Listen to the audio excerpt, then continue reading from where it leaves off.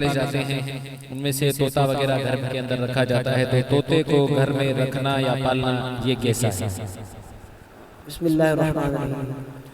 شوقیہ طور پر جو پرندے پالے جاتے ہیں یہ جائز ہیں، مباح ہیں، بشرطے کہ ان کی غذا کا مناسب انتظام ہو، کہ اسے غذا پہنچتی ہو، پانی، ہوا، ان ساری چیزوں کا صحیح بندوبست ہو، تو پھر ہمارے علماء اجازت دیتے ہیں کہ پرندوں کو شوقیہ پالنا یہ مباح ہے اور جائز ہے۔ اور حدیث میں بھی آیا کہ حضور سید عالم صلی اللہ علیہ وسلم کے صحابی تھے، مجھے نام ان کا یاد نہیں آ رہا، ان کے بیٹے تھے عمیر،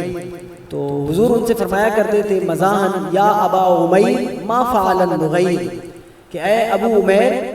اس نغیر کا کیا ہوا؟ وہ چڑیا کا ایک بچہ تھا جس سے وہ کھیلا کرتے تھے، تو حضور ان سے جب وہ آتے دربار رسالت مآب میں تو حضور فرماتے یا ابا عمیر ما فعل النغیر، اے ابو عمیر اس نغیر کا کیا ہوا، اس چڑیا کے بچے کا کیا ہوا؟ محدثین نے لکھا کہ اگر چڑیا کا پالنا ممنوع ہوتا تو حضور سید عالم صلی اللہ علیہ وآلہ وسلم منع فرماتے، کیونکہ صحابی کے اس بچے نے چڑیا کو پالا ہوا تھا، اور حضور پوچھا بھی کرتے تھے کہ بھئی اس چڑیا کے بچے کا کیا ہوا؟ تو اسی لیے علماء نے لکھا کہ یہ شوقیہ پالنا جائز ہے، لیکن خیال یہی رکھا جائے گا کہ اس کی غذا کا، خوراک کا، وغیرہ وغیرہ کا صحیح انتظام ہو۔ ہاں اگر آپ صحیح انتظام نہیں کرتے اور تکلیف دیتے ہیں اسے، جیسے کہ حدیث میں آیا کہ وہ کوئی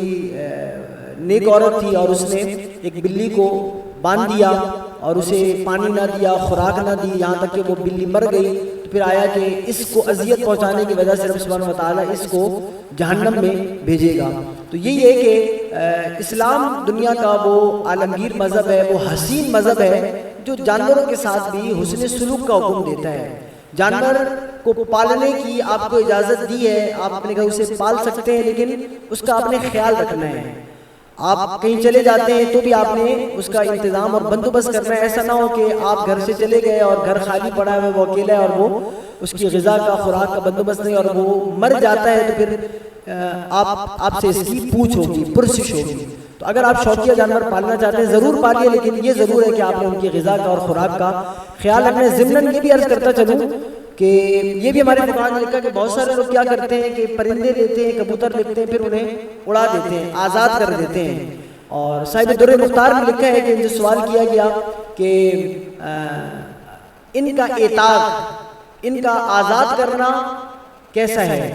اور کیا حل لہو ثواب، کیا اس پر ثواب بھی ہے؟ تو صاحب در مختار نے لکھا کہ یہ چیز اس کی ملکیت میں آ گئی